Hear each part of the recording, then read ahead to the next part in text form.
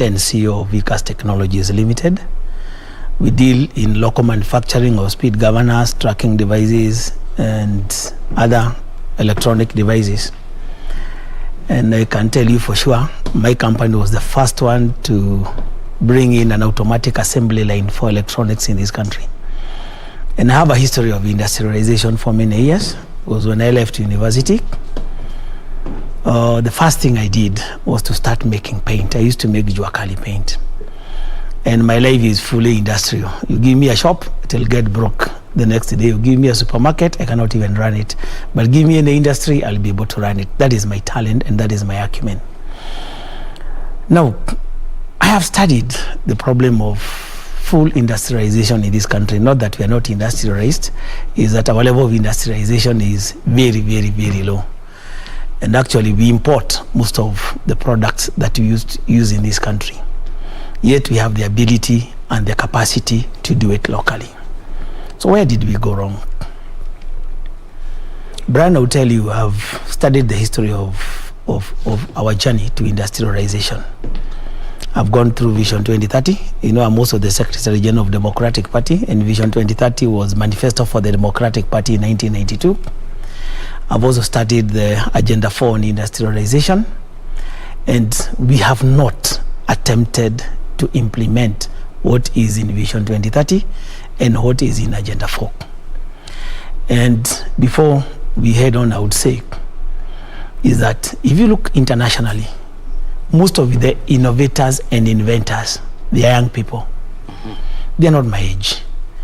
Even in my company, right now, you know, I'm old now, I'm over 50. The people who do the inventions and the inventors and the innovators are normally the young people. Yep. And I do feel we have not yet identified that the people who will drive industrialization in this country is the young people. They are daring, they are energetic, and they are risk takers. And fortunately, we have not deliberately, as a country, tried to empower those people who have a dream to go to industries.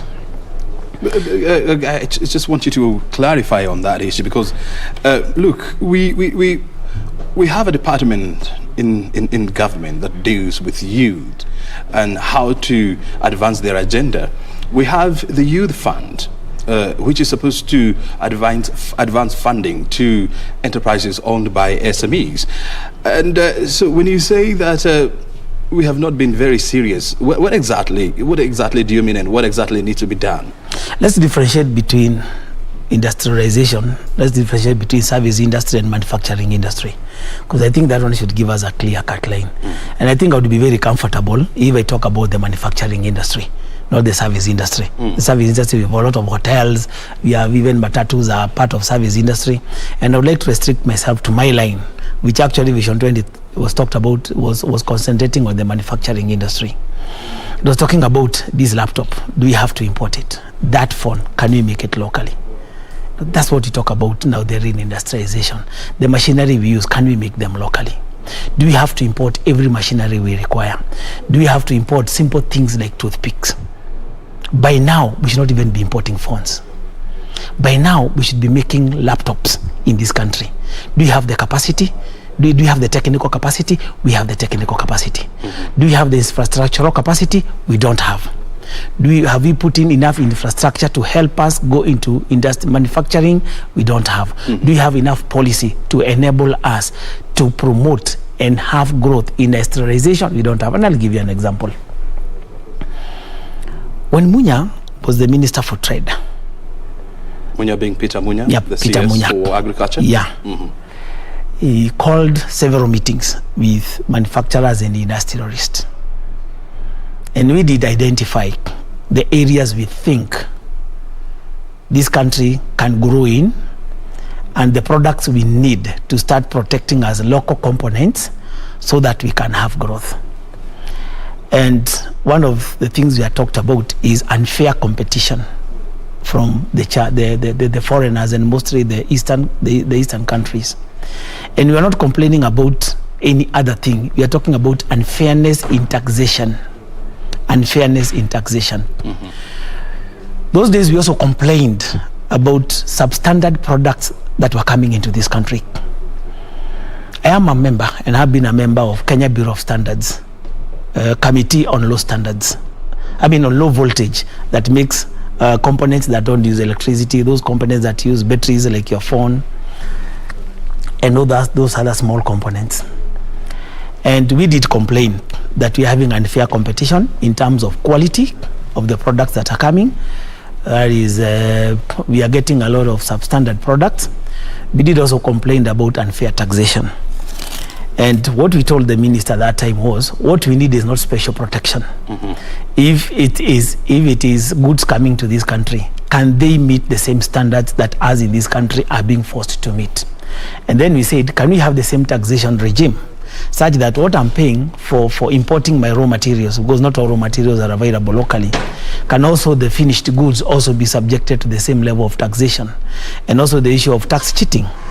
And we did come up with a very good framework. And I remember the first thing that was done during that time was even before he came, we had done the implementation of what we used to call the PVOZ, the pre-verification of conformity. You remember these politics about Nyamakema being destroyed and all that, goods being destroyed. Actually, it started there. And actually, people have never been told the truth. What actually happened so that the Nyamakema people could start complaining. So we talked about those things. And then we talked about the capacity, building the capacity for industrialization. What do I mean? When I was a young man, my dream was to do manufacturing. I went through an education system in secondary school. I went to an industrial school in secondary school, and I got my talent back when I was in secondary school. And actually, my dream was ever to do manufacturing.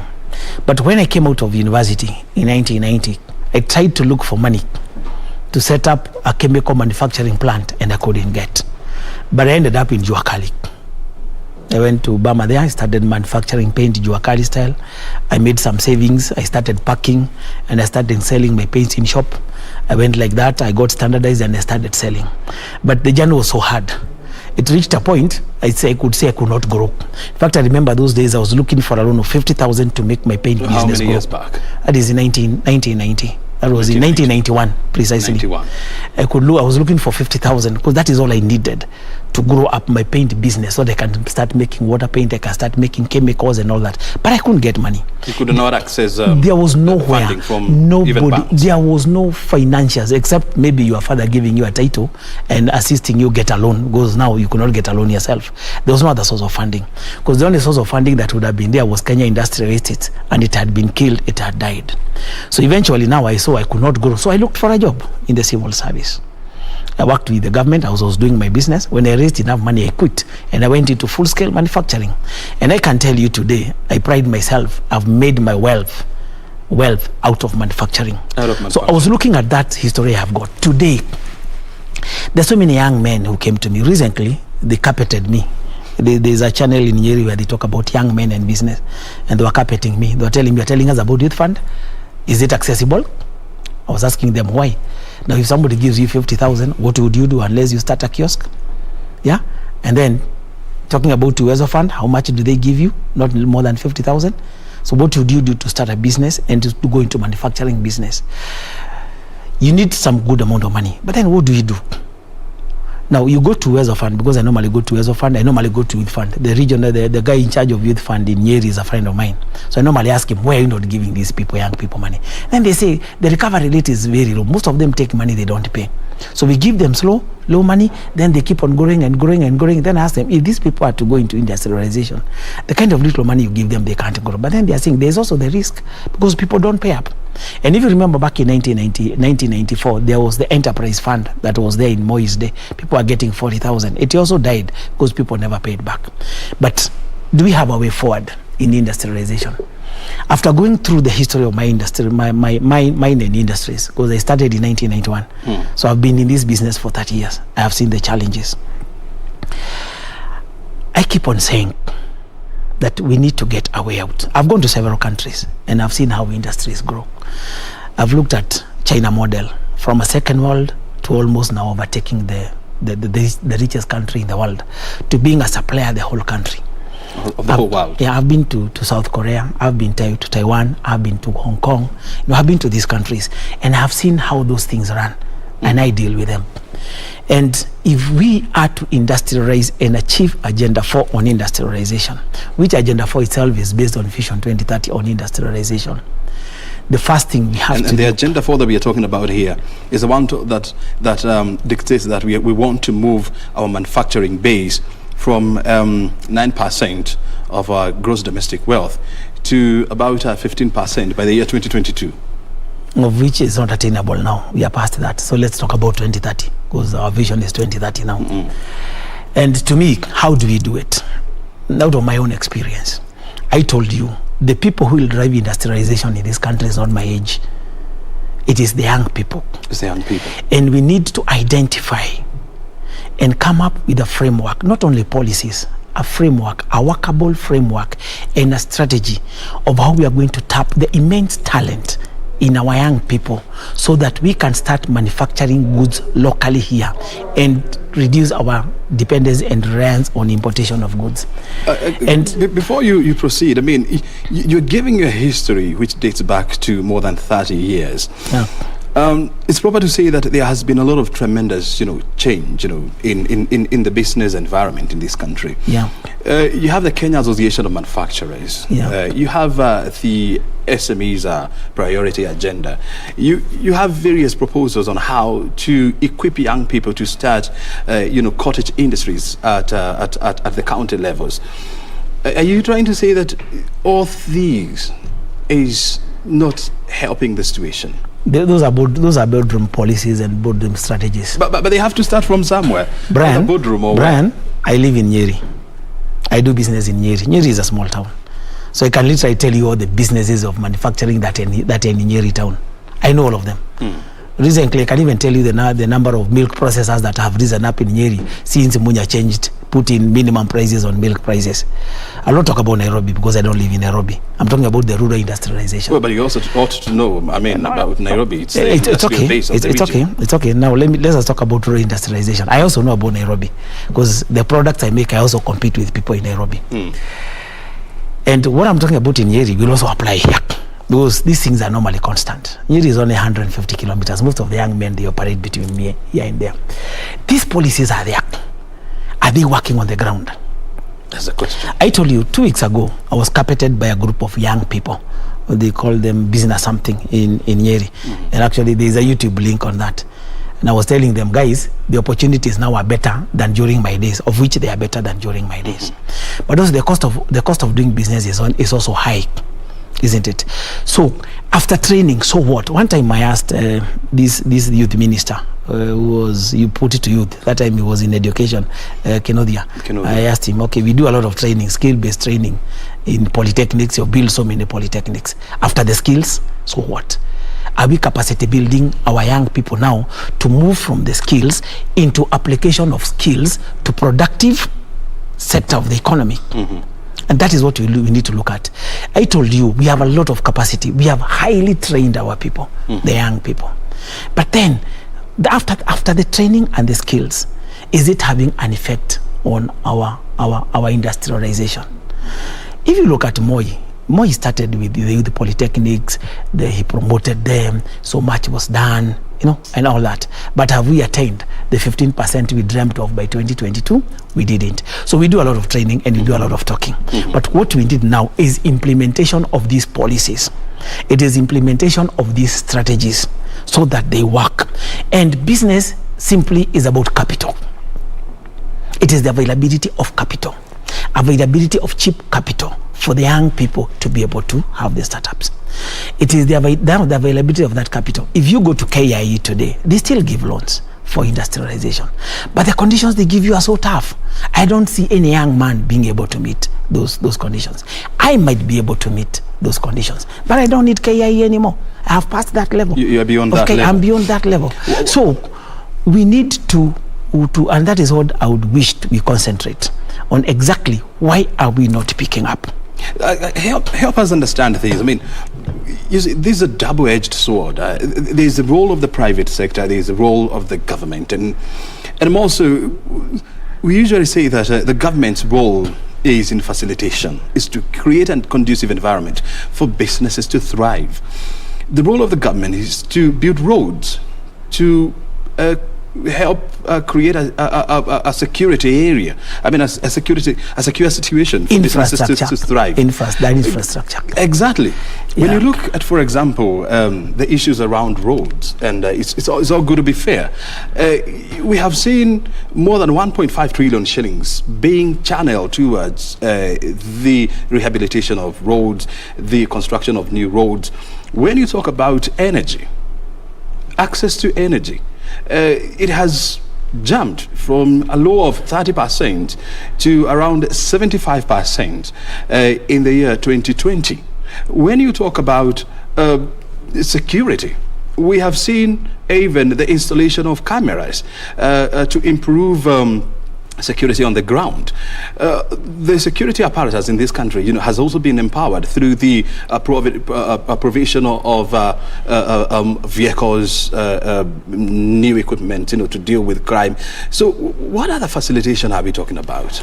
Exactly, and I'm happy. It was one of the policy, and in the papers that we have had, if you look at the session of paper number 1 of 1986, it talks about those things.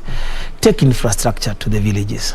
Open up the villages, have good roads, put electricity, so that the people there can start having small industries within the rural areas and outside the major urban areas. And the roads have been built.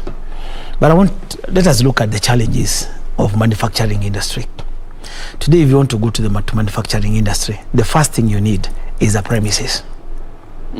A small godown, a small premises with electricity, maybe 3-phase, and maybe with internet access to good roads. That is the first thing you require. Then number 2, you need capital to buy the machinery and the equipments, to build the machinery and equipments. So most of the young people who've come to me and they want me to advise them on industrialization, I normally tell them, go and write a proposal the way you want. This is the proposal that I require. You'll find this young man needs a godown. He needs a place to do premises. You go to most premises, they'll tell you they need goodwill. You go to those now go downs that are there, the costs are so exorbitant that they may not be able to hire those go downs. Now, if you look at the cost of the importation of the machinery, the cost is also very high. So most of these young people, who are the innovators, who are the risk takers, who are the people world over, look at the people who have come up with big things like Facebook. Look at companies like Tesla. Those are companies that were started by younger people. That infrastructure to enable them come up. Since we said we have the capacity, what are we lacking? Those are the things we are lacking. And every young man will tell you, okay, fine, they'll come and do a budget, and maybe he'll come and tell you, I need to start packing water. You go to these companies that provide the machinery, they'll tell you the minimum equipment, you need the 600,000, you need these licenses, about 1.5 million. Then the young people will ask you, now where do we get the 1.5 million? Let's, for example, take a case of, a bottling of water, for example. And probably, maybe what we are lacking in this country probably maybe is, access to information, because there is an institution in this country called Kenya Industrial Research and Development Institute. It is based here in Nairobi. And they have a concept of incubation whereby I'm an SME. I want to venture into the business of bottling water, and I do not have the capital. They can incubate me at their premises until I am big enough to spread my wings. Are you sure? That is theoretical. I've been to Kirdi. When last were you there? All these bodies you talk about have been there. When last were you there? I have been there. When I started doing business as a young man, the first place I went was Kirdi. That is back in 1991. When last were you there? Exactly. When these young men, people to me, I also. But the Kirdi of 1990. Let me tell you, I normally send young people to these places to go and ask for those things. I normally send young people to KIE. And in fact, I can tell you, not less than a month ago, I have sent several people to go to KIE, because KIE is Kenya Industrial Estate. It is supposed to promote SMEs into manufacturing industry, isn't it? Now, when you talk about incubation, what we said about industrialization, it is no longer those days that you used to go to Girti to look for information on manufacturing. You don't even need to go to Kirdi to look for information on manufacturing. We are in the era of internet technology. Today, if you want to do any manufacturing and you have the basic skills, you can get all the information you want internationally. You can get it. I told you the biggest problem we have in industrialization is capital. The money to start up these businesses. You get it? The money to buy the equipment and the machinery. Capital. The money to be able to have the go downs. So in my opinion, what do I think can be done? I went through this process. So I have studied the process. What do I think that should be done? I'll give you a classic example. Kenya Industrial Estate, its model, when it started its model in 1967, how was it working? We had Kenya Industrial Estates. We had we had Kenya Industrial Estates where ICDC. We had ICDC. Yeah. We had Safecock, or those were basically the small companies, the companies that were supporting the small scale industries. Let me concentrate on Kenya Industrial Estate, the way it was able to bring industrialization into this country. In those days, Kenya Industrial Estates in Kenyatta's period, they came up and built industrial parks. Kenyatta the CEO. SME, Kenyatta themselves, they build up SME parks. The same ones that we are talking about in Vision 2030, we build SME parks within the counties and the towns. They build SME parks. Yes. You go to Nairobi, there is one.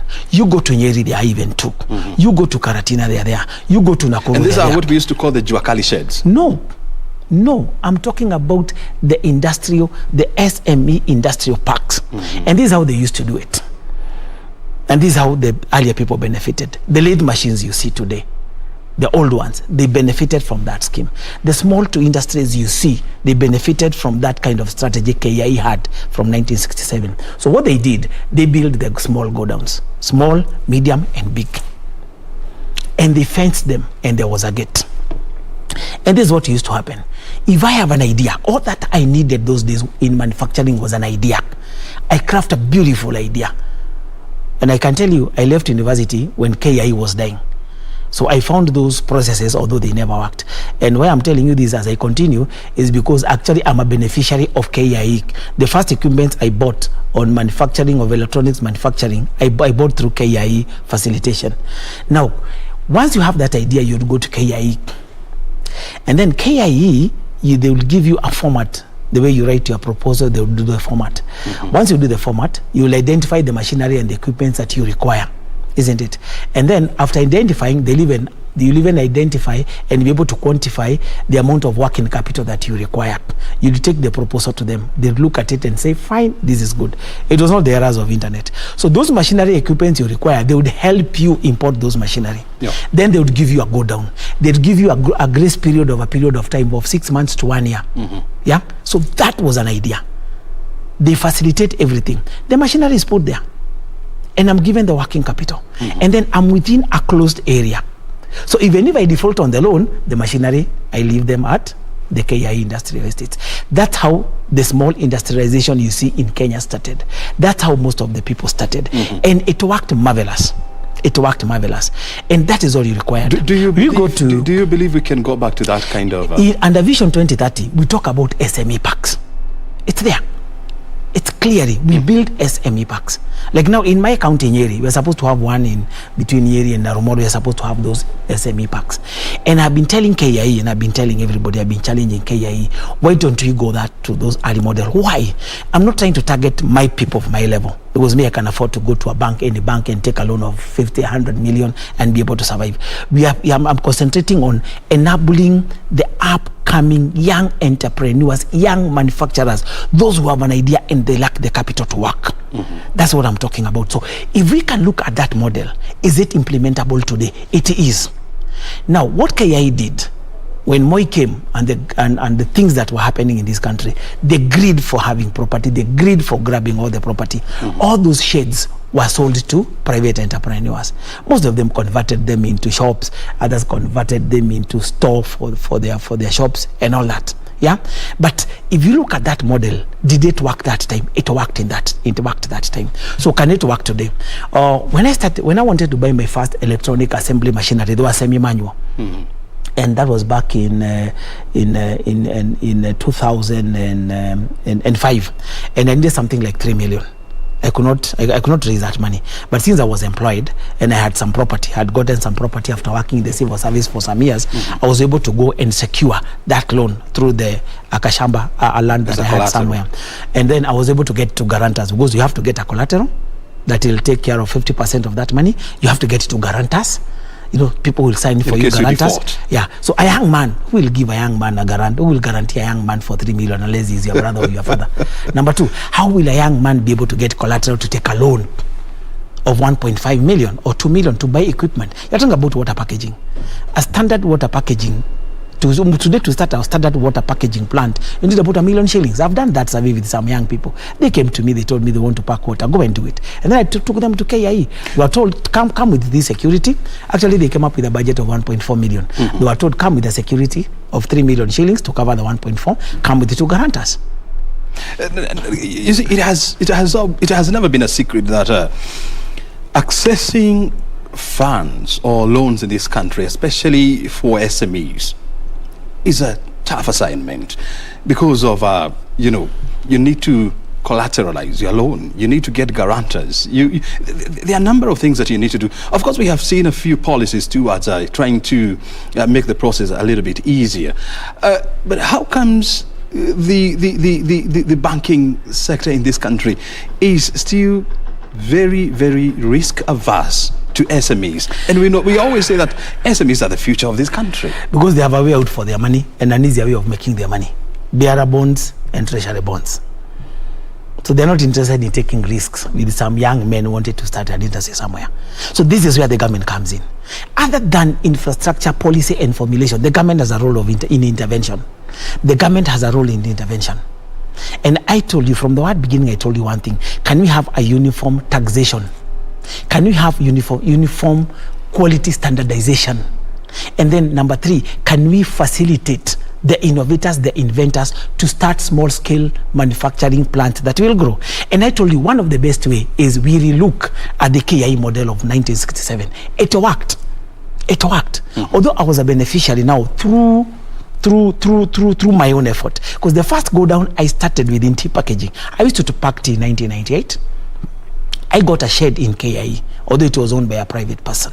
It was a standard go down. It had the standardization of everything, such that when the standardization was being done, it was okay. So can we first of all think, and let me take you through something. Other than the manufacturing, let's look at the raw industrialization.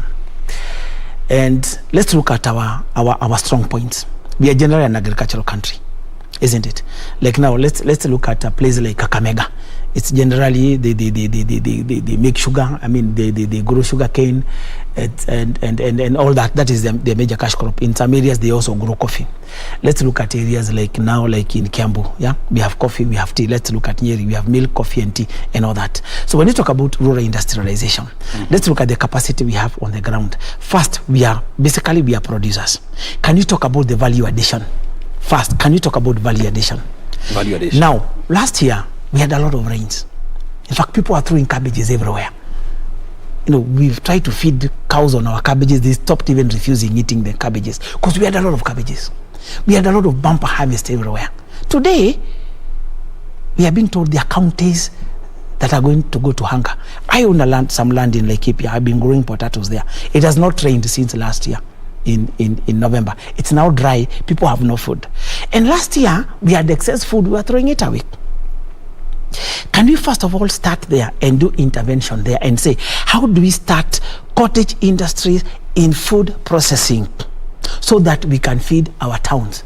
Like now, I know you don't cook. When you are a young man, maybe before you got married. Well, I can surprise you. Yeah. That I do cook. If you do cook, when you're going to Mama Mboga, would you prefer to get the prepared cut pieces of mboga, or do you like going to remove the sukuma wiki, remove the peels for the potatoes and cook for yourself? Would you be happy if you got those things prepared, you just go and cook and that's all? And I know in Nairobi here you even a problem of garbage collection. So let's start at that point. Basically, very simple ways. There's one guy who works in your company here. He's come back to KBC. He's called Gashoka. You know that guy? He had a program that he has started in Mount Kenya region on promotion of cottage industries. He didn't get a lot of support because he was doing it on voluntary basis. But when I heard his concept, I was like, if we can get these kind of people talking about these concepts in this country, we can industrialize. And the concept they had was beautiful. They were saying, let's go back to the villages. How do we start cottage industries in the villages? How do we start simple methods of food preservation and packing so that we can sell them first and foremost in the rural towns, and then in the bigger towns like Nairobi and Mombasa. And then as we think of importing the same things internationally. And the first basic thing we were saying is, let's first of all train the people. We've trained the people. Yeah, but how many of these people have we trained? How many of our people have we capacity built on small scale food preservation in the rural areas? Let's start at the homestead. I'll give you an example.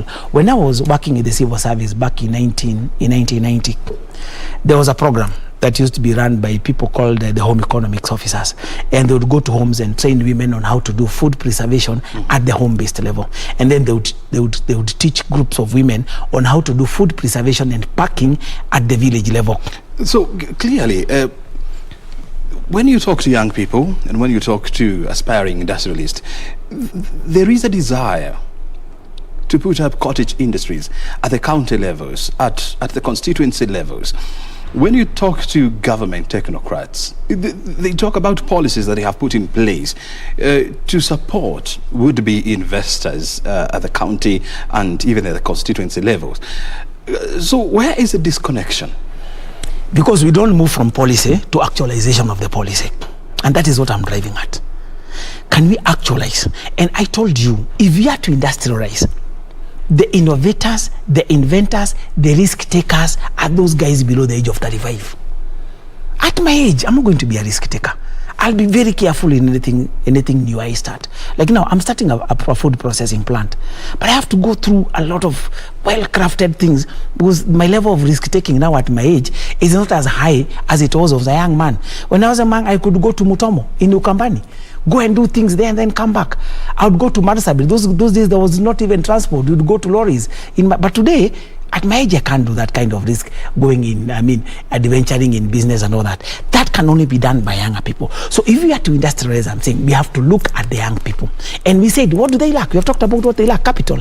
We have talked about lack of capital, the ability to purchase this machinery and equipment to set up the plant. For example, if you want to start a milk cooling plant or a pasteurization plant, can you do it at less than 30 million?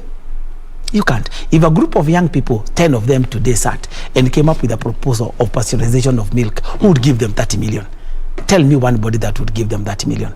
Those bodies, most of them, even KIA, the government owned one, will tell them come with a security of 60 million. Will they get it? They can't get it. Number two, most of our people who have made money in government construction and entrepreneurs, they all go into construction. Everybody is constructing. Everybody is constructing rental houses. I think one time we shall reach a place, we shall have so many rental places and offices with nobody to stay. How many of our people are investing in industrial estates, in warehouses, and in go-downs? Now, those go-downs, if you're talking about the commercial go-downs, they are very expensive. Like now, in my home area, because let's talk about my home area, which is a rural area. Today, a standard go-down will go for about 150 to 200,000 because of the scarcity and the shortage of them. So you're telling a young group of men now you're going to start a business, and the go-down you're going to hire is 150,000, and you need to pay 6 months. So the first thing he counts is 1 million shillings will go towards paying the go-down, and then he has to buy the machinery and everything. And that's why you're saying the intervention the government needs to do. We start at the village level because you're talking about now food processing. The government has built up markets. What are the markets for? It's part of infrastructure. It is where women and men go and sell their produce. So can we also, indeed, the same markets replicate and have sheds for food processing? Look, will it cost anything extra? The markets are there, the spaces are there. Other than just building the open places for the market, can we identify one section of the market and say, this section of the market, we are going to have 1, 2, 3, 4, 5 small SME go-downs. And then we identify what do we need here. Like, I'll give you an example. In those days when you used to plan, a place would be planned and there would be identified the kind of industries you require in that area. So if you are building up the market, we start very low now, we go to the village level. We have markets in every village. Can we say in these markets, can we have identify and say in these open markets, in this section, can we have about 10 or 5 small SME go-downs? Now, this goes on, what do they require? We identify, we need to do food processing. We need to process potatoes. Other than wasting the potatoes and having them wag and throwing them away and having a lot of waste, can us in those markets have small processing plants? Then what would be the cost of those processing plants? They need equipment. Then those people who need those equipment, can we have a channel of getting them credit to buy those equipment, to buy those machinery to do the food processing. Now, if these young men don't have money, how do we secure their money without telling them to come with the collateral? Those places are closed. Can we secure them and make sure those machinery don't come out of there? And we can support those young people, group of young people, get them the equipment and the machinery, make sure they are locked there, they are secured there, let them come and try to do business. If they fail, they'll come out. And I'll give you an example to what I'm meaning. When the government came up with the greenhouse concept to the young people, this is what happened. When most of the young people went there, and maybe some of them could not succeed, the greenhouses were still intact. You will be told, okay, you have been unable to run the greenhouses. Can we then give them to somebody else? Somebody else will come and pick them, pay that loan, and continue. That is the model KAI used to do. When they set up those SME industries and the machinery were there, if you are unable to run, you would surrender, they would get somebody else, pick up the machinery and pick up the business and be able to run. So that implementation of the policy is critical. And lastly, tell me this before you proceed. Now we have two layers of government. We have the county government, and of course we have the national government, and all these are supposed to facilitate people to access services, to facilitate people to set up companies and businesses. We have been talking about the role of the national government. What is the role of county government, bearing in mind that counties are supposed to develop, and they usually do, they are supposed to develop the county integrated development programs at the county levels? And they are very beautiful ones. They make very good CIDCs. You know, in this country, we are master, and we have the mastery of making very good policies and very good strategy papers. But I'm telling you, the issue is actualization of all those very nice, good ideas that we have. Who is supposed to make that happen? One, what is leadership? We've taken leadership in this country to mean giving of bursaries, having harambes, you know, and construction of roads and maram. We have limited our scope of leadership to that. Construction. You've seen so many adverts, and you've seen all leaders, they're opening roads, they're opening hospitals, yeah?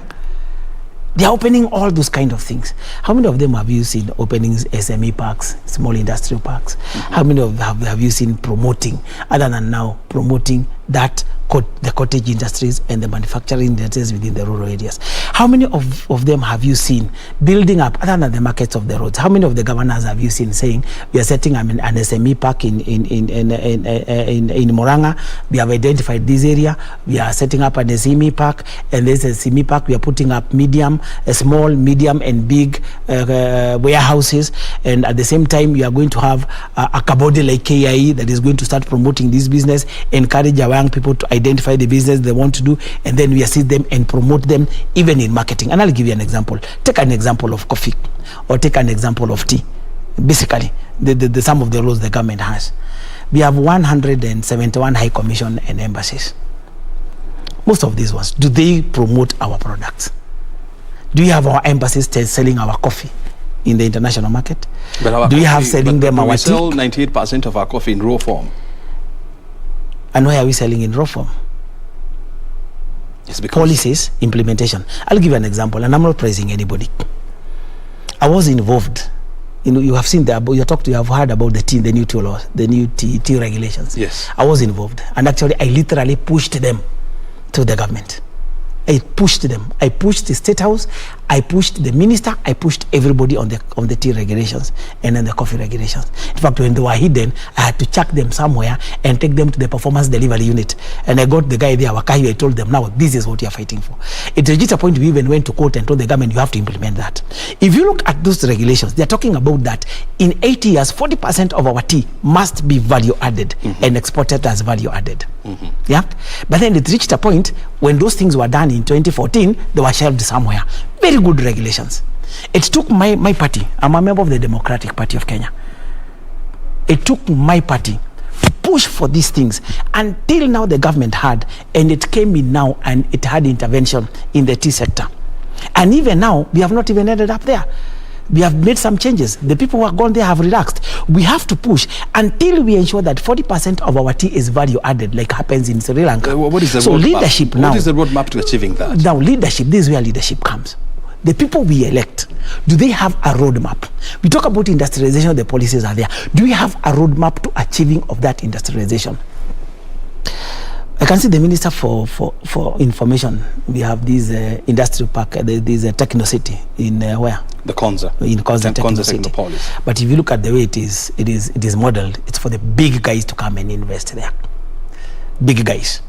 In that place, big guys. And actually they come for you. When they hear you are big, they'll come and tell you, can you come and start industries? So can we multiply such kind of industrial parks into other towns? You have many Konzas. Yeah, Konzas. In various small towns. Do we have to give it all of it to private sector? I told you, if I'm to build go downs, and of course I'm planning to build somewhere, I'll have them at the commercial rate. And I'm not going to say because I build them, I'm going to supply, I want you people come here, I'll give you 1 year grace period to pay. I can't, because I'm also paying loans. So that kind of infrastructure, we said, one element is that infrastructure. The way we have built the market, can we have the SME parks as they were seen in Vision 2030 in place? And then can we have a credit loaning facility, cheap credit? Not the 14%. And when we talk about 14, it doesn't even come to 14. If you look at the loan processing, if you look at the charges for loan processing, the taxation, now the even taxation 20%, I don't know what, comes to about 18 or 19%.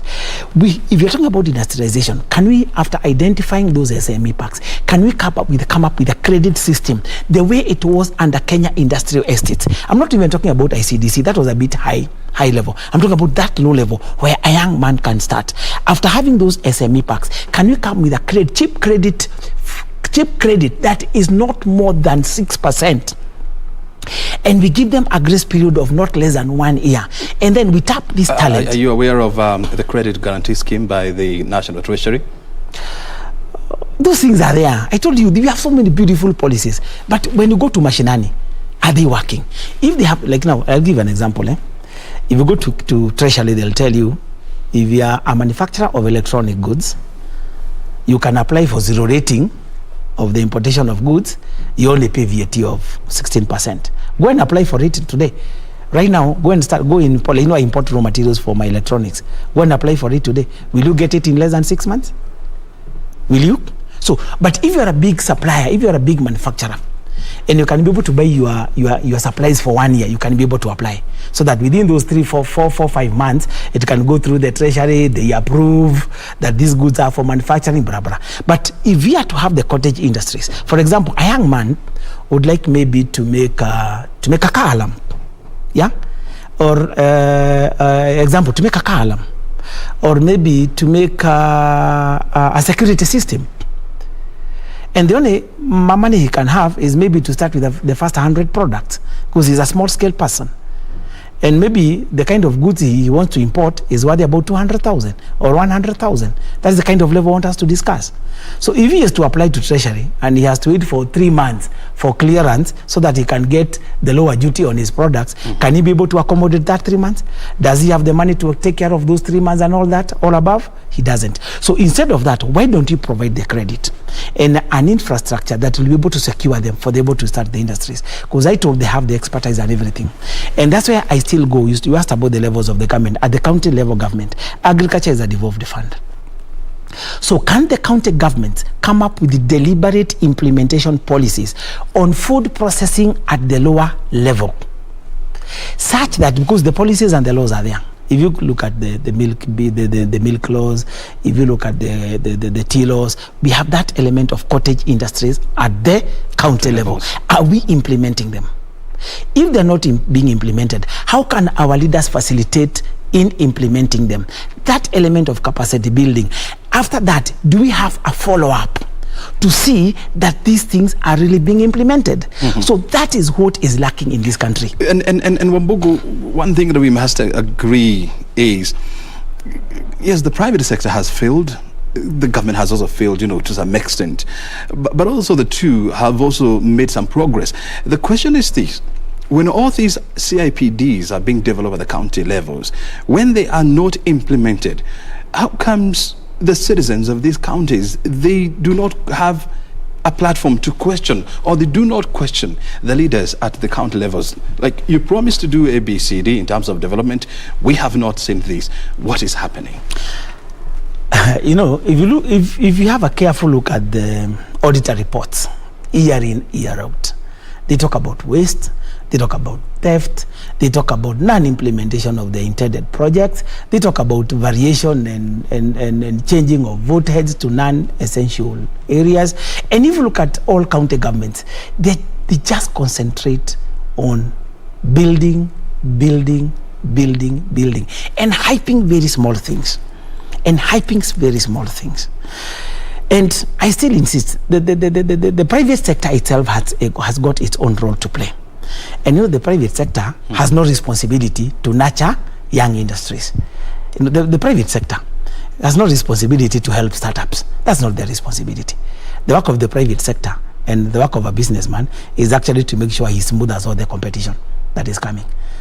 You know, for example, if you are these big mabati manufacturers, before they used to smooth and make sure nobody is making mabati. Until now, there came up a deliberate policy. You can import now the equipment for manufacturing the mabati at no import duty. You only pay VAT. Now you can see mabatis are being manufactured in every single town, and the cost has come down. That was a deliberate policy. But who was able to pick up this policy? It is the people with the resources. And actually, the level of industrialization we have, and it is there, it has been picked up by those who have money. And the more we assist those people pick up that, the better. Now, unfortunately, most of them are going to those industries that doesn't have major competition from the big powers like the China and the Taiwan. And let me look at the case of the electronic industry. This world today is being driven by electronics, and it is digital, it is IT. And if there is one line that this country can capitalize on and reach first world faster than any other line, is digital and electronic technology. And I'll give an example of the electric car. The whole world is going electric car. If there is an easy thing to manufacture, something that you don't even need a mzungu to come here and assist us in manufacturing, is an electric car. The whole world is going electric car. Do you have a deliberate policy or intervention policies by the government on that? Do we have? When it comes to electronic manufacturing, and I'll give you an example of what I'm talking about. I'm in manufacturing industry. Do you know my biggest challenge is what? I have the resources. I'm able to compete. Do you know what is my biggest challenge? My biggest challenge is uneven competition, unfair competition, unfair taxation. And I've been complaining to KRI for years. I've been complaining to KEBS for years.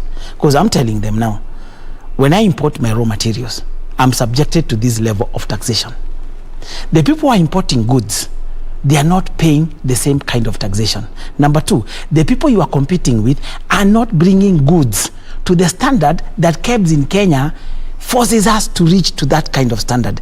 If that thing is evened out, that we have standardization of the product, what is coming reaches the standard the country requires. The taxation level, it is the standard that we require. I am able to outcompete the Chinese. And I tell you, I manufacture speed governors. Yeah. The Chinese cannot beat me in price. If you are paying the same level of taxation, if they are forced to bring standardized goods the way KEBS forces me to manufacture my speed governors and tracking devices, the kind of monitoring I am done, the kind of scrutiny I am done, if they can do the same for the imported goods, if they can be strict on the PVOC, what the Nyamakemba people are complaining about was the PVOC. And it is what the industrialists are saying, unless we implement the PVOC to the letter, we are not going to have the manufacturing industry grow. Wambugu, I mean, there has always been this discussion about, two standards for importers. That big importers or exporters like, the Asian nations, they are given a different set of standards by standard regulations body in this country. And the question is this then, because we may spend the whole month here, the whole year is talking about how to empower SMEs at the county level, at the national level. The question is this: what is the way forward then? I told you, and I keep on saying, it's leadership. If you look at the countries that have developed, that have moved from poverty, that have moved masses from poverty, a country like China was able to move more than 600 million people from poverty in less than 50 years. Actually, in 20 years. In 20 years. Yeah. From the Tiananmen Square riots A country like Singapore, the same. A country like Taiwan, the same. It is a leadership that came. It was decisive. It never played politics, and it was decisive. In our country, we play silly, stupid politics on everything. No, we are national. I said our country. I didn't say individuals. I said us. When I say us, it's me and you included. So what do we need to do? So what we need to do is, like now, let me give you an example. We came up with the element of Agenda 4. It was a national agenda. The president came up with Agenda 4. And then people started playing around politics with it. Building these houses is a joke. We are waiting for 500,000. Are they going to happen? Will he do it in 5 years? Of course, when he says that we are going to have 500,000 within 500,000 units every year, he didn't mean he has to do it within his lifetime. It's not possible for him to have achieved that. So there is a start. So how do we help it grow? When you talk about industrialization, it's a policy the president gave. Did the county governors take that as a priority? They didn't. Did the other people take it as a priority? They didn't. What did we do? We played politics with it. If the elected leaders, and I'm talking about the senators, the MPs, and the women reps, they are the people that eventually decide how funds in this country is disseminated and it's used in this country. How much of our budget are we putting in on Agenda 4 in industrialization at the national level? How much of it are we putting at the county level on Agenda 4? Let me give an example of my own county, and I'll be objective not to fight anybody. My county is purely agricultural. We have 37,000 tea farmers, 25,000 coffee farmers. We have 25,000 potato farmers.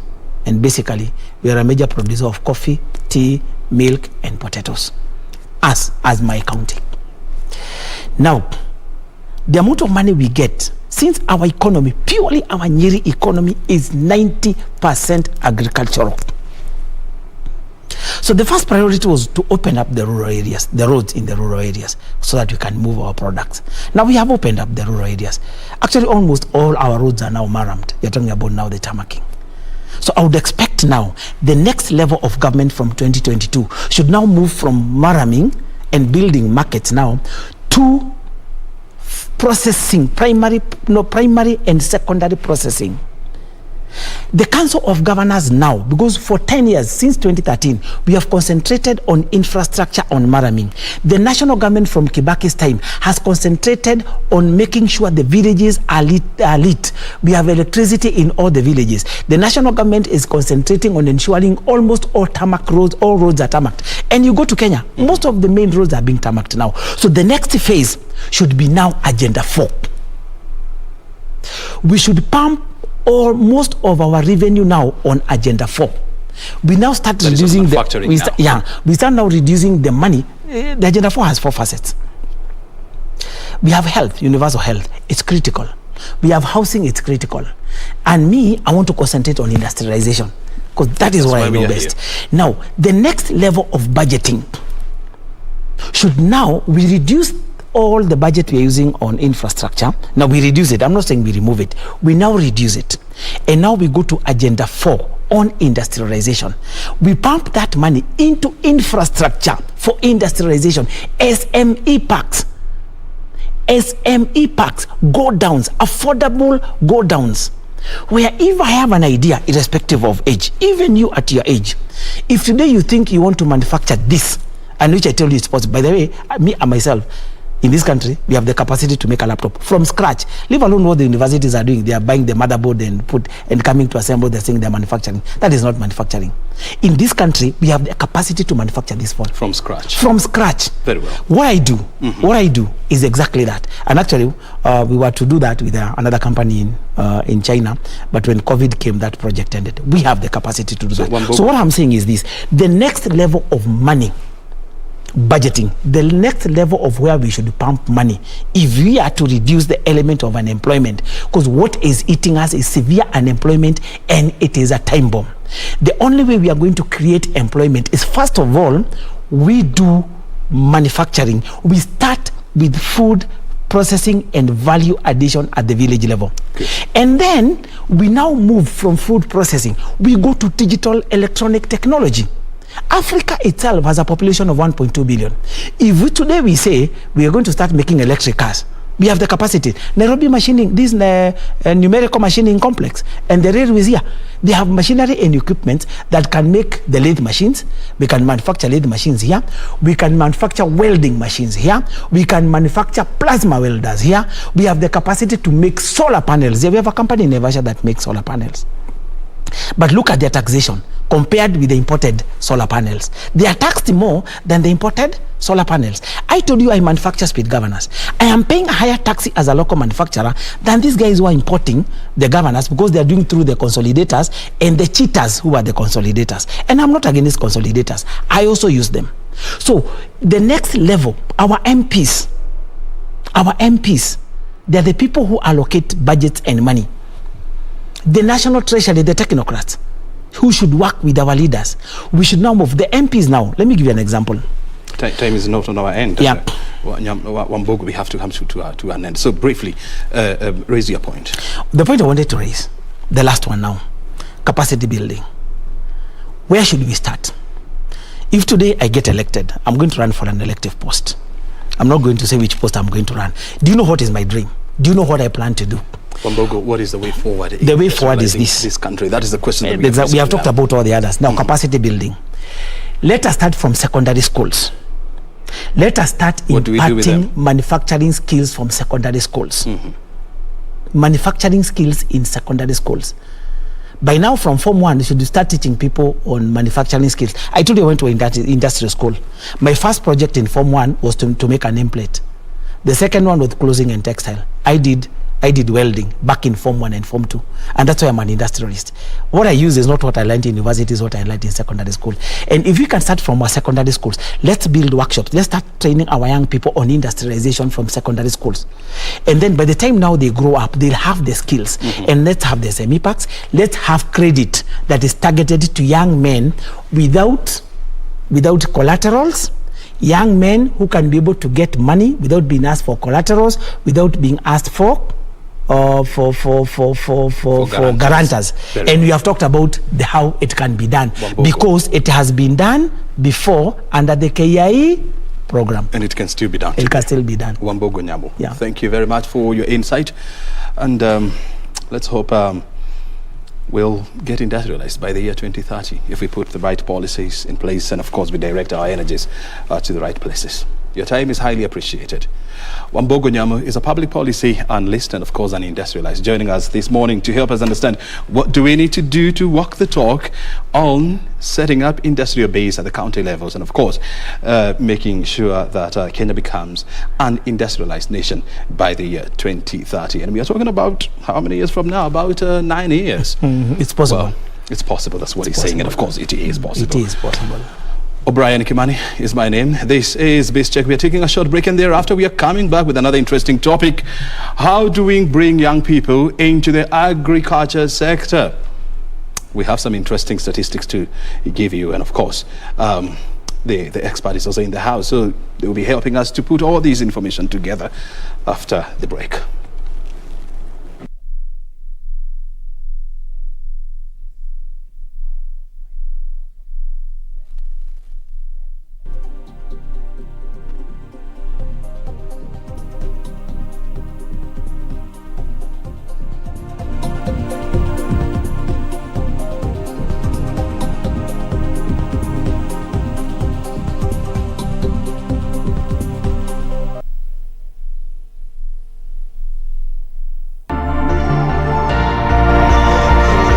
Waomba wenzangu, kama vile mimi ufanya, weka pesa yako kwa panga account juu KDIC imekuhakikishia iko safe.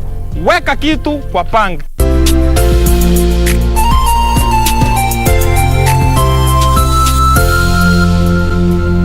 Be sure, check out for a KDIC sticker in your banking hall. KDIC, protecting your deposits. In the last 60 years, the bus rapid transit has become a popular mode of public transport in major cities around the world. In fact, more than 200 cities have embraced this mode of transport, and Nairobi is soon joining this class. 87% of our people who do not have individual cars, this is their value.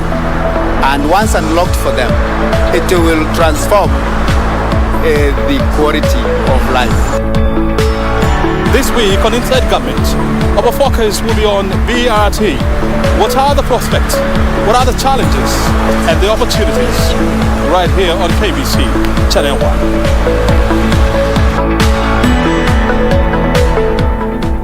Quiero amarte de una forma diferente de otro. Don't you see that you're just prolonging the agony? All of us are hurting, Flavia. Our dad's death, Juliana, hurts me as much as all of you. And now I know why my godmother told me that my mother was dead when they could no longer find her body. I can imagine that being a child made it harder for you to understand what happened. I'm so tired of pretending that I'm grieving in front of everyone. I have to go back to Mexico. It's a good thing that the police have officially ended the search. What a hassle. Yes. And you handled the matter about the will very well. It was timely. I was the one who set fire to stars. Quiero amarte de una forma diferente, de otro modo, nunca igual al de otra gente.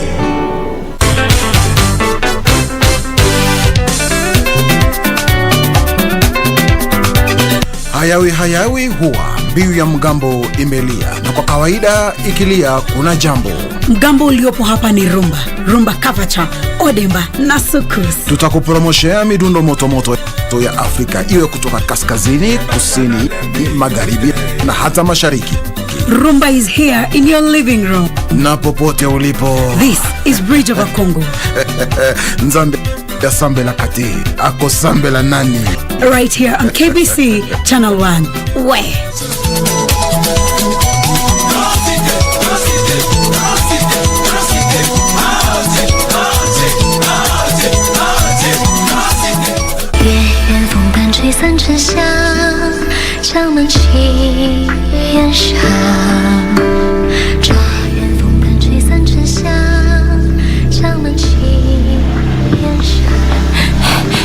Hey, things okay? Shh. Ms. Lin, tell Botany Valley about all of this and have them check what Prince Tianqing is up to. So you're telling me that I have no other choice but to continue? Mind this. Running away won't help you at all. Temple is the actual destination. How can we tell if they're escorting him to the palace?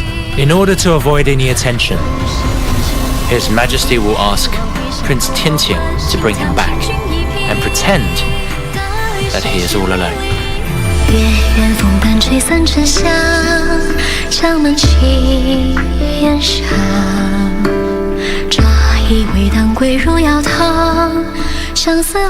What does this number mean to you?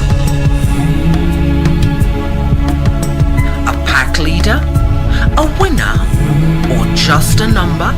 To us, it means freshness, boldness, vibrancy, and heritage. That's why at KBC Channel 1, we make it easier for you to pop up your family entertainment to a fresh, exciting, and colorful bouquet.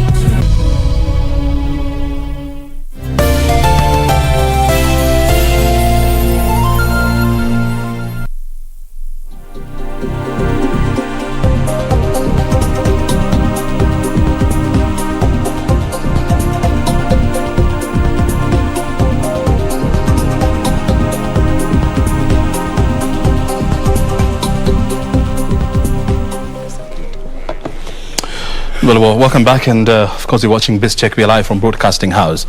O'Brien Kimani is my name. We've been talking about the industrialization agenda here in Kenya and what we need to do in a bid to become Kenya, in a need to make Kenya a newly industrialized nation by the year 2030. And of course we've been talking to Washira, well, Wambogo Nyamu.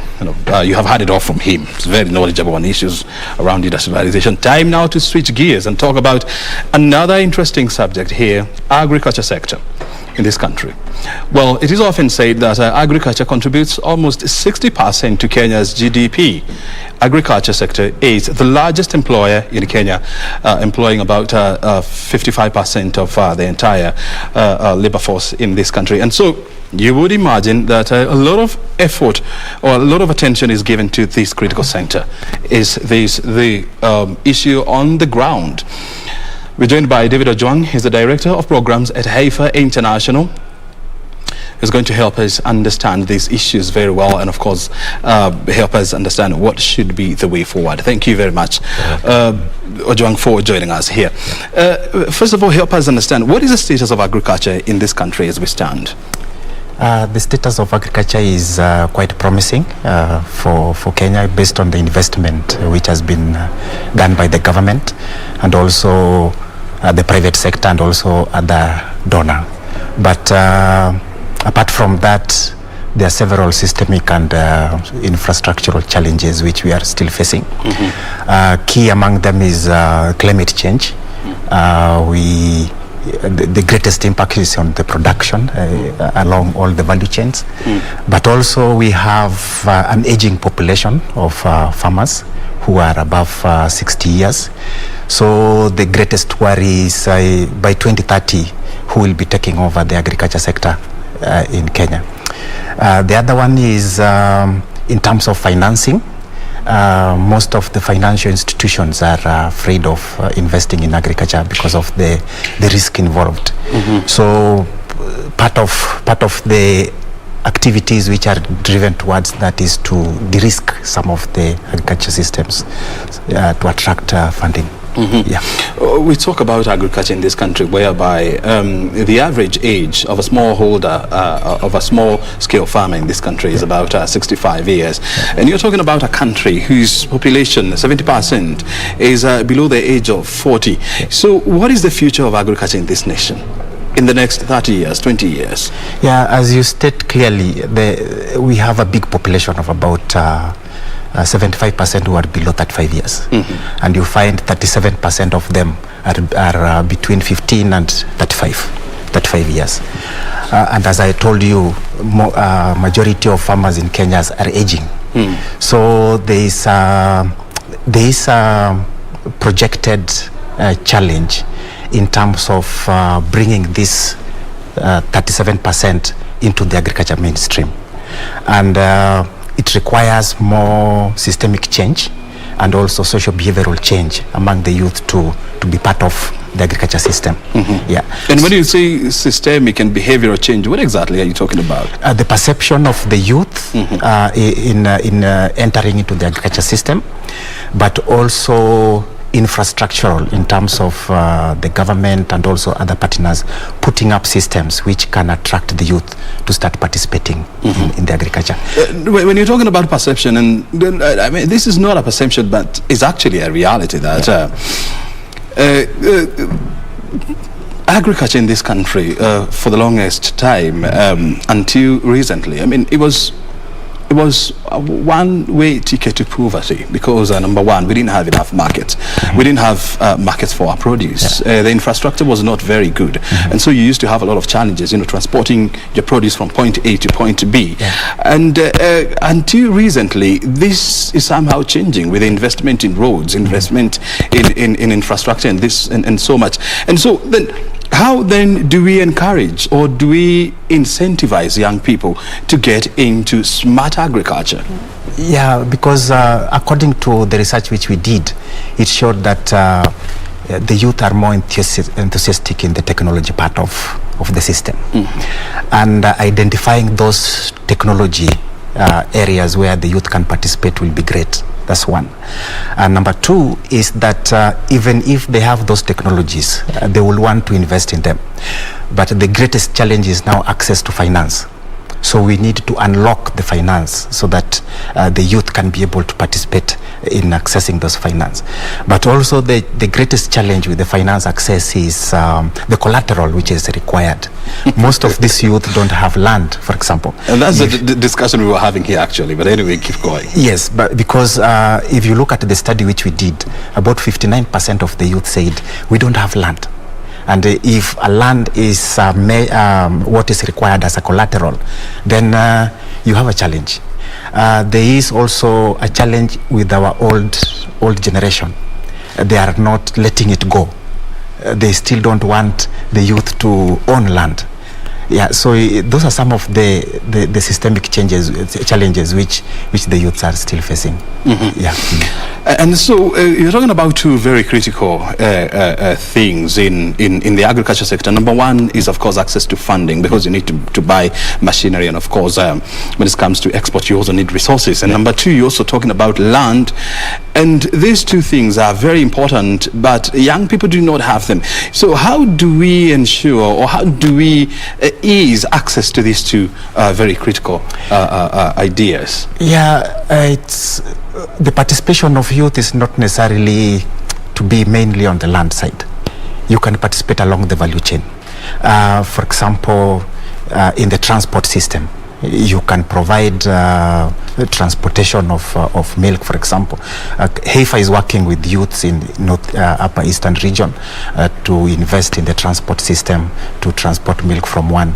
They are facilitating the production part. But also, if you go into now accessing the land itself, the access to credit will be important, and that's what HEIFA has been doing to unlock the access to credit by linkages, so a youth can access that credit, buy a piece of land and invest in agriculture. Mm-hmm. Yeah. And what about the issues of collateral? And we know for sure that for you to access credit in this country from commercial banks, one of the requirements is that you must collateralize your loan. Mm-hmm. And this is, of course, a big challenge to young people, because where do you get collateral for about 3 million shillings? It's a big challenge, but what HEIFA International is doing is to work with the youths in terms of developing a business plan for a business idea. Mm-hmm. So if you have a business plan which is viable, if you walk to any bank, they listen to you. For example, we have had youth who have been able to access motorbikes in Tharaka Nithi County. They didn't have a collateral, but they could showcase to the bank that if you give me that motorbike on loan, then through supply of milk, transportation of milk to this dairy cooperative, I'll be able to get access to money to be able to service that loan. So it's a matter of mentoring them, coming up with a business idea which can be funded, and you can be able to convince the bank to loan you. Mm-hmm. Yeah. When you are doing your research and talking to young people about venturing into the agriculture sector, what was the level of their knowledge in terms of the available products in the market that they can use to access loans? For example, Wezo Fund, the Youth Fund, and so much. What is their level of knowledge on these products? The diversity in terms of the opportunities are varied across the agriculture value chain. Mm-hmm. Like, for example, HEIFA is working with the poultry. We have the beef sector and also the dairy sector. So what we did is we did an analysis along the value chain to identify what are the opportunities for the youth, and whether those opportunities can be used as a collateral to provide to access finance from the banks. So once we identify those opportunities, we mentor the youth so that they can be able to venture into them and then access the knowledge to manage them, and then develop the business plan for them, and then approach the bank for the funding. Mm-hmm. Yes. Look, when you look at the model of farming that is widely practiced in our country. I mean, it's what you call archaic farming methods, whereby you have to wait for rains in order for your products or crops to grow. But the world is moving away from this form of farming and getting into mechanized agriculture. But of course, it is also very expensive. And so, what is the role of government in, number one, helping in the mechanization of agriculture in this country, and number two, in incentivizing young people to get into agriculture?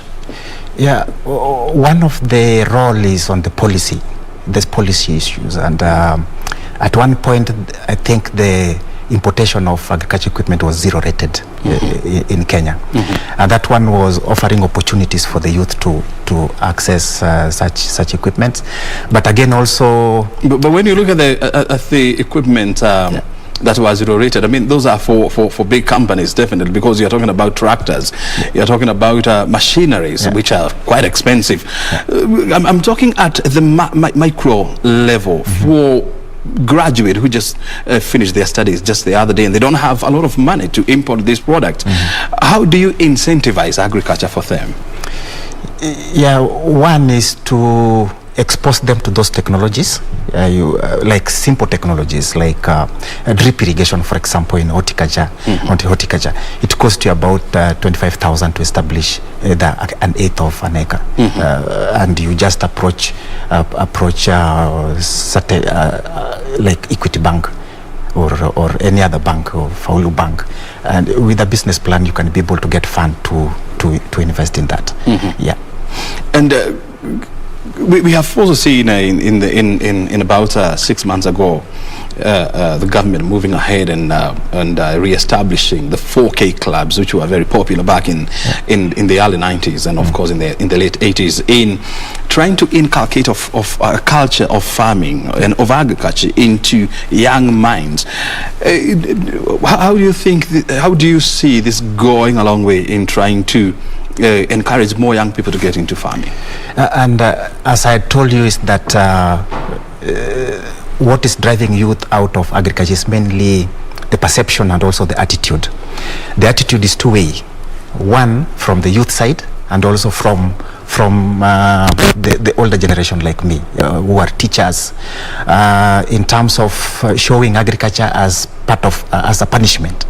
So by establishing reinventing now the 4K clubs, you are changing the attitude of the young men in terms of how they can perceive agriculture and how they can contribute to the agriculture. If you look at the current generation of young women, the girls, let me tell you, most of them don't understand the local vegetables. If you ask them about managu, for example, a girl who had entered a boarding school at class 6 and then all the way to the university, he'll not understand how managu or terere or those products are being cultivated.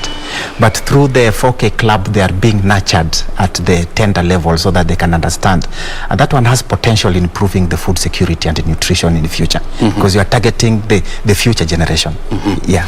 You see, when you look at countries where agriculture is practiced at a very high commercial level, and we are talking about countries like Germany, you're talking about countries like China, countries like United States.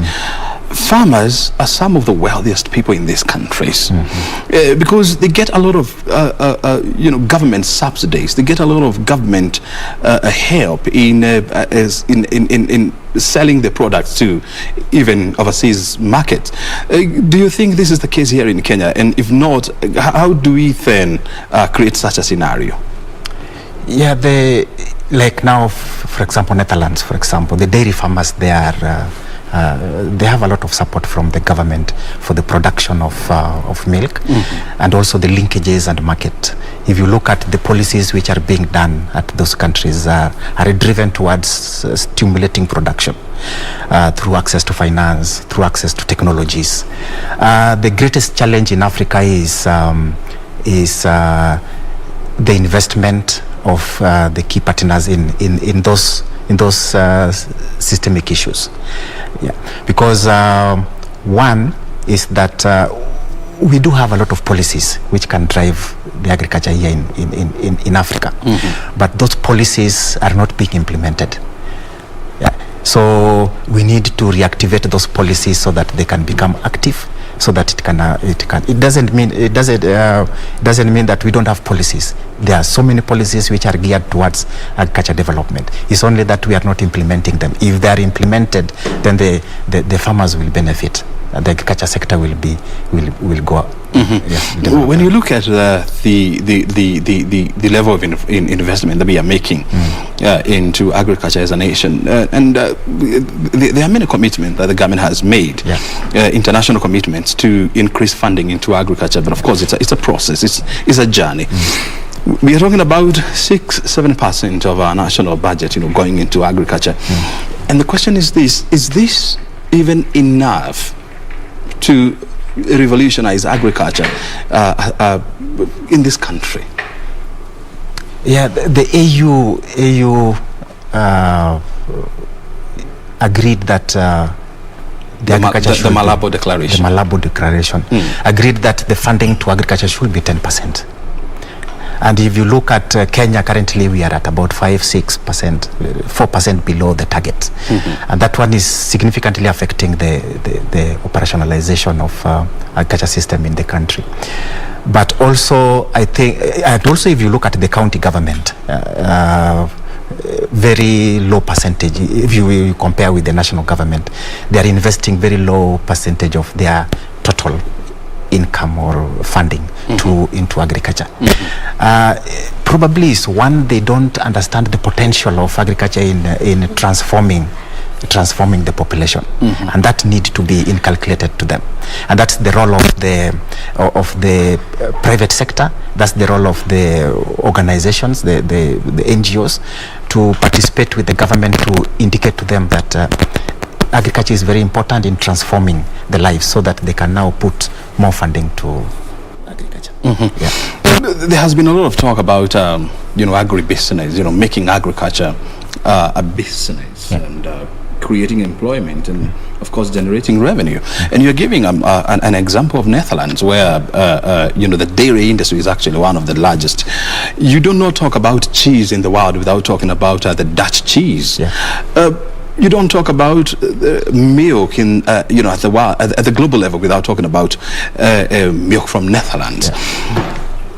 Kenya is a world leader when it comes to production of tea and coffee. When it comes to production of flowers, we're actually number 3 in the world. And so why don't we or what do we need to do to encourage more young people to get into these forms of farming? Because when we talk about agriculture, the young people talk, what comes into mind is maize farming, beans farming, and potato farming.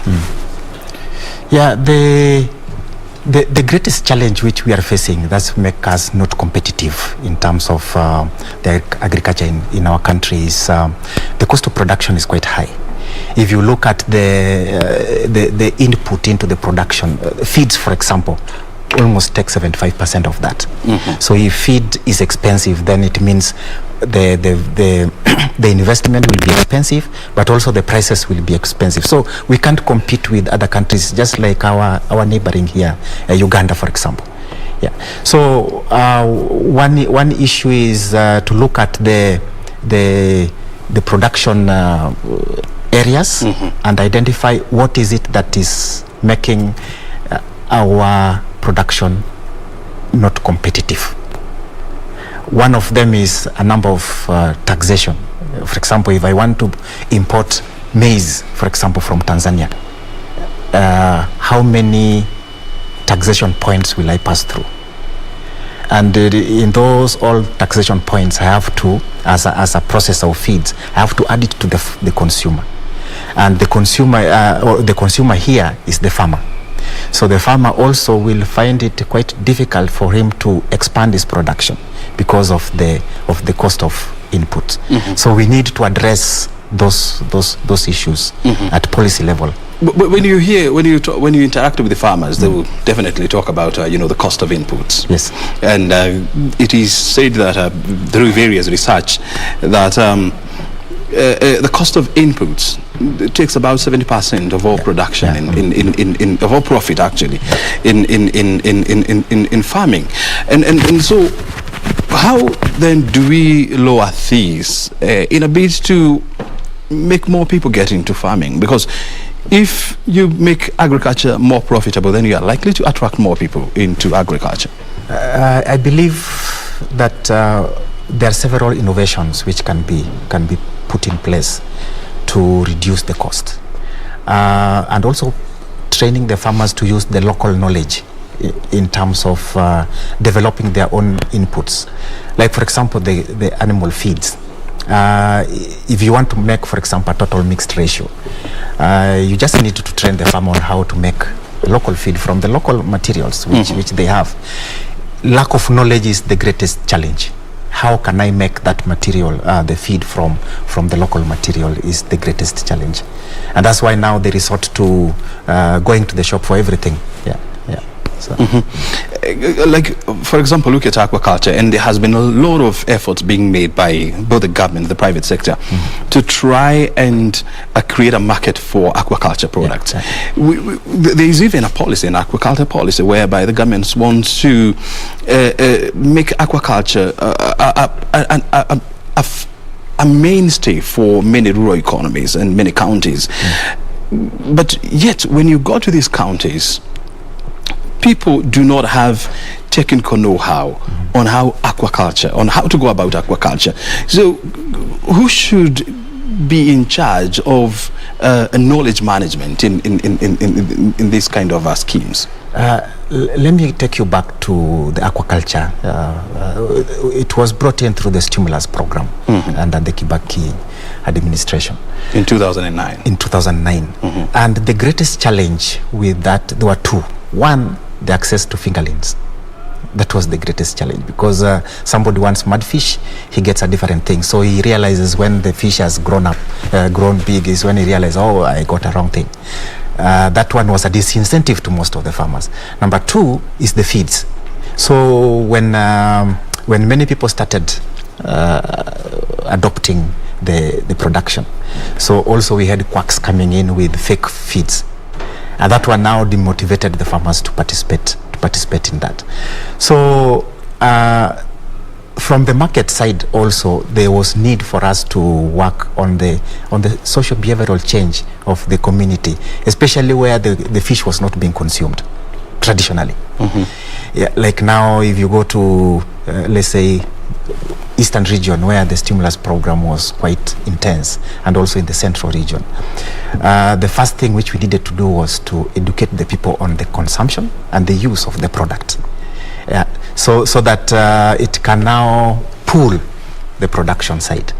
Otherwise, if you introduce a technology without the market side, so where were they supposed to take the fish? The local consumption, traditionally, they are not fish consuming community.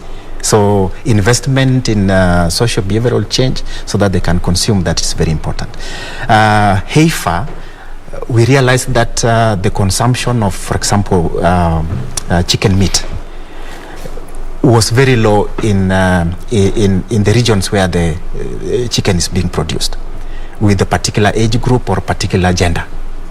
So we realized that for us to stimulate production, we need to work on the demand.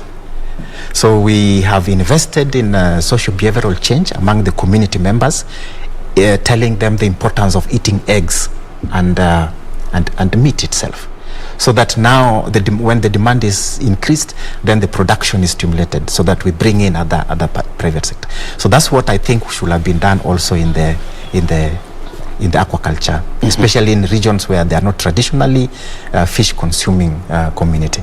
Yeah.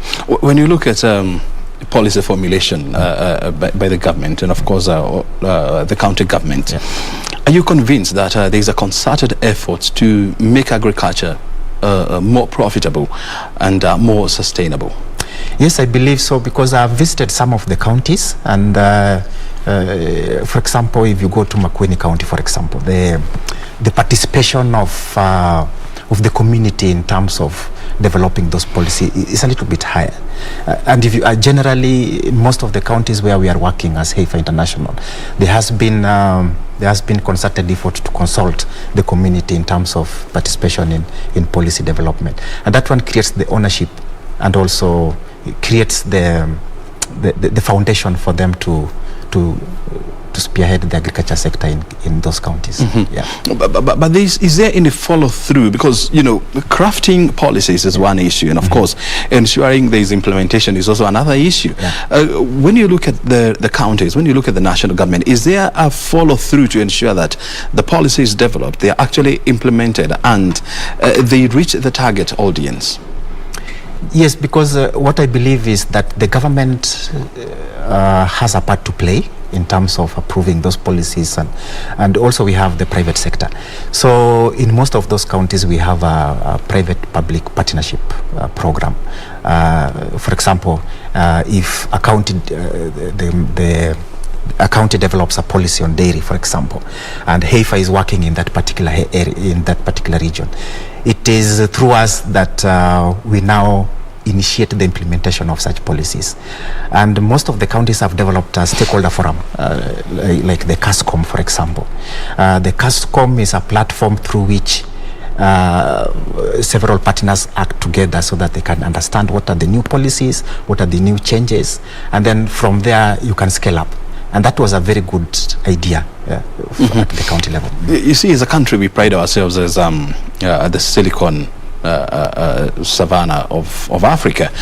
And when you look at innovation, it is often said that innovation is the future of agriculture, not just here in Kenya, but in the world. Yeah. Are we embracing innovation in our agriculture processes? Yes, I believe so, because if you look at the change in the use of the mobile phone, for example, in terms of using the mobile phone to deliver extension services, to deliver input services, is quite enormous in the agriculture sector. At HEIFA, we have partnered with several organizations. We have DigiFarm, who have come up with an Uber-like system where a farmer can just call for the service provider. These are youth now. And then also we have the DigiCow system, which is managed by the Safaricom. So people have embraced the technology. The greatest challenge is the knowledge of the availability of these technologies, and which need to be done in partnership with the media houses and also other stakeholders, so that people can be aware that in fact you can go to your mobile phone, tap this USSD code, and you get an array of education from there. Lack of knowledge is the greatest challenge. Is the greatest challenge. Yeah. And also the Kenyan market is often said that it is flooded by fake inputs. You're talking about seeds, you're talking about chemicals. And this is also a big challenge to farming in this country. How do we use technology to deal with this? Yeah, the linkage. For example, if it is fake chemicals, we know PCPB have an array within their website. They have indicated which chemicals have been banned, which are not banned. If you go to KEFIS, they'll advise you which chemicals will not be used in spraying the export vegetables, for example. Accessing that information in the website, through mobile phone is a great idea. It's a great idea. Yeah. And you see, you're talking about agriculture in this country, whereby majority of the people they are well advanced in age. You're talking about a country where the average age of a farmer is 65, and so most of these people definitely they do not have the technical know-how to logging onto a website, and of course reading all those technical words and getting to know this is what I need to do in a bit to clarify or to confirm that this is genuine product. So how do we package information in this country in a manner that it is accessible and it is chewable to the lowest of the low? The first thing is that's where the youth are coming in. in understanding those technologies, and they be able to disseminate those technologies to the older generation.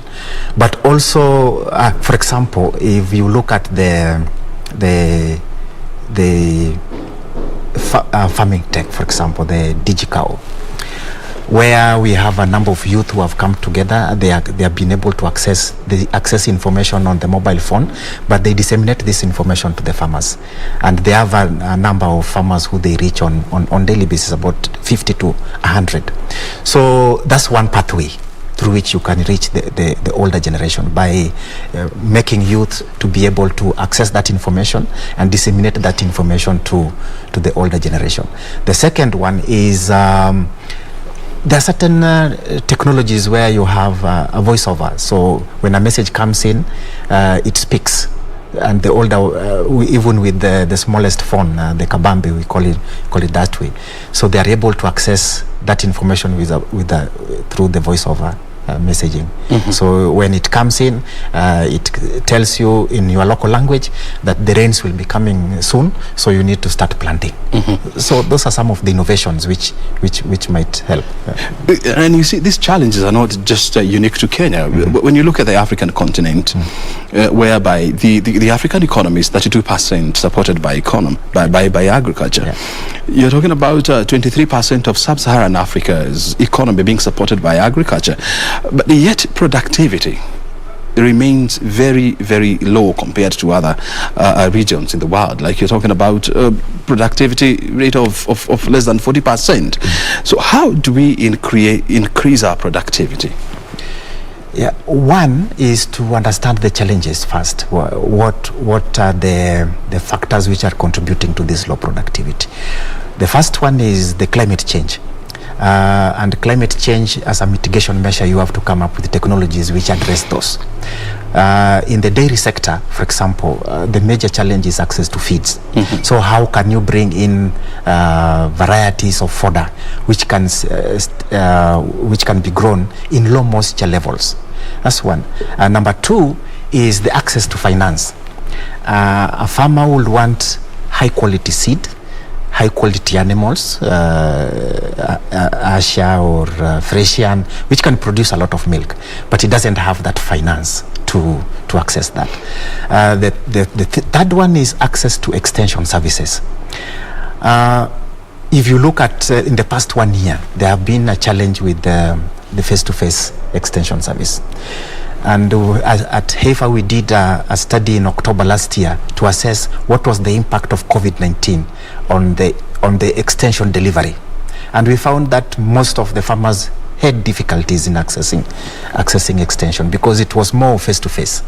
So there's need a shift towards now, how can we use the technology to deliver extension, so that a farmer at the comfort of the house, he can go to the mobile phone and check that this cow has these challenges, how can I treat it, for example. So those are some of the challenges which are facing the agriculture, and some of the solutions which we do have with us here. And you're talking about threats that the agriculture sector is facing, not just here in Kenya, but in Africa. Yes. The issue of climate change, and between you and me, we know that it's affecting the way we do agriculture in this country. So how do we cope, and how do we keep up to date with the changing trends in terms of climate change? The most important thing is building the resilience of the community members. And building the resilience means you have to come up with investments which can make them bounce back after the impact. Climate change can be brought about by our own practices.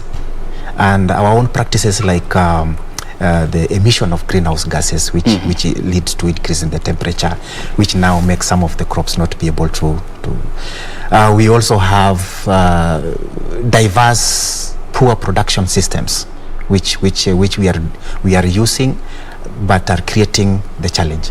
So one of the key solution is to highlight to the farmers on best production practices which are climate smart. Number two is, and I keep on repeating this, access to finance unlocks most of the things, because if I want to buy new varieties of fodder, I want to buy a cow which can withstand the climate within my particular region, I need finance. So access to finance is also very crucial in this. Yeah, and then also capacity development, investment in capacity development is very important. And who is to do all this? It is a partnership. I can't say it's the role of the government. It can't be the role of HEIFA alone. It is a partnership, and also the private sector also can come in there. The innovation developers who brings in the innovation, the CSOs, the community organization are the one now to make their members to adopt these changes. Yeah. So it's not a one person role. It's a combined role of all the sector players within the agriculture system. And the other solution to this has been termed as putting more land into irrigation. And Africa has the lowest irrigatable land in the world, and you're talking about 6%. The government has a policy of putting more irrigation or more land into irrigation, and there are a number of irrigation schemes that are under development.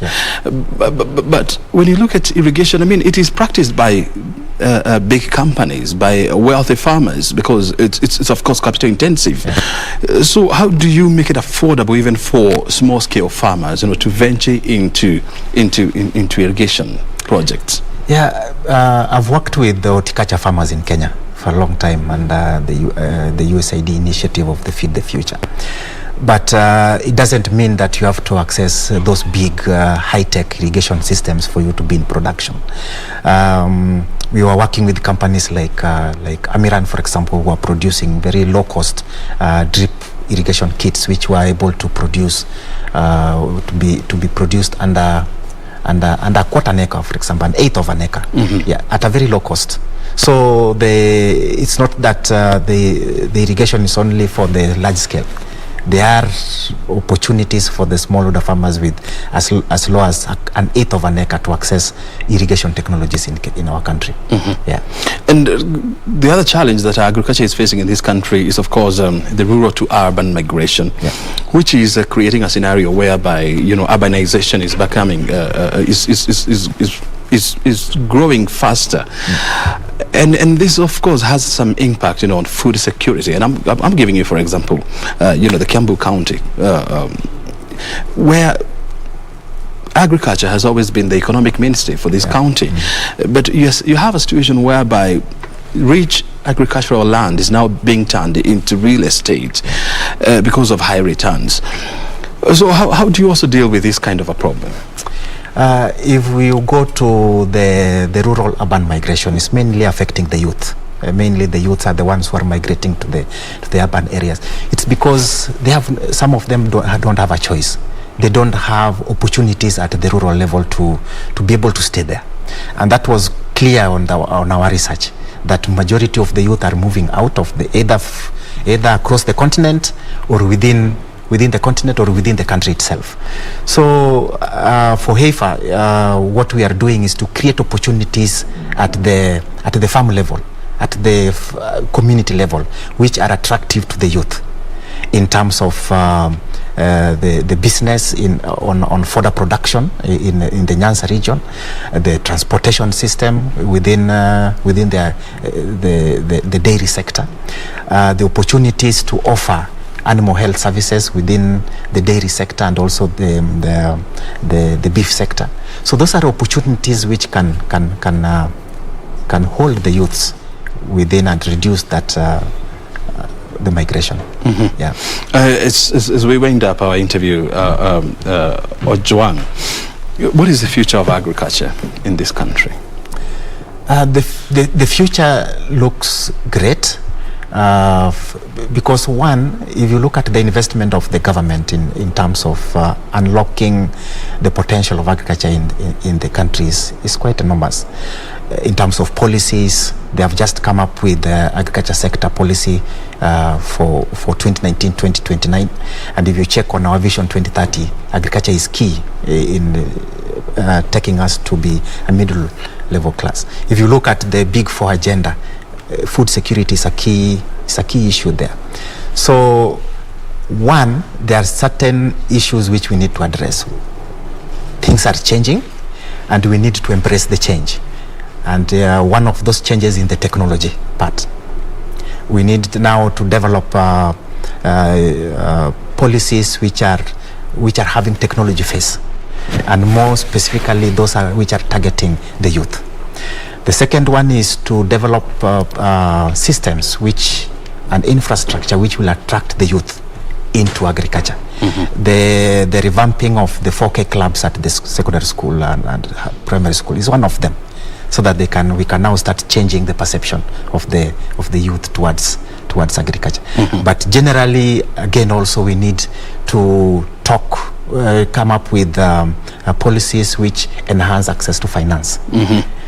And you're also talking about all these at a time when the subdivision of land in this country has become a big business, and this of course will have a major impact on food security in this country. And so how do we stop these and ensure that subdivision is done at a very professional level? Yeah, it's a big challenge, but also what I appreciate is that farmers have embraced intensive production. I have farmers in Meru who have an eighth of an acre, and he has 6 cows, and she's producing 63 kgs of milk every day and supplying to the dairy cooperative. I visited them last week. But you see, now there are certain things which you can't control. The population, the number of children per household is high, and therefore they'll need somewhere to settle. So the only opportunity which we have is to intensify the agriculture system at household level. Yeah.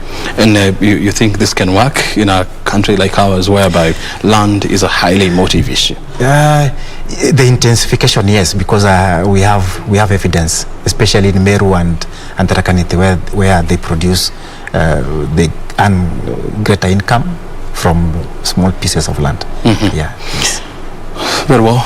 And before I let you go, what is your message to young people who would want to venture into agriculture, but they don't have any idea, how do I go about this?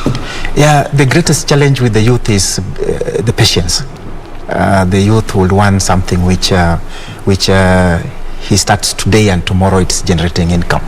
So patience is very important, but also the message is that as Heifer International, we have a special focus for the youth. In our strategy focus, we are focusing on identifying opportunities which can promote the youth participation in agriculture. For example, we have an innovation fund which we are partnering with agriculture, the Africa Green Revolution Forum, and through this fund will be able to bring innovators, especially the youth who have innovations in agriculture, to participate, and they can get up to about $45,000 to invest either in the startups or those which requires the scale up.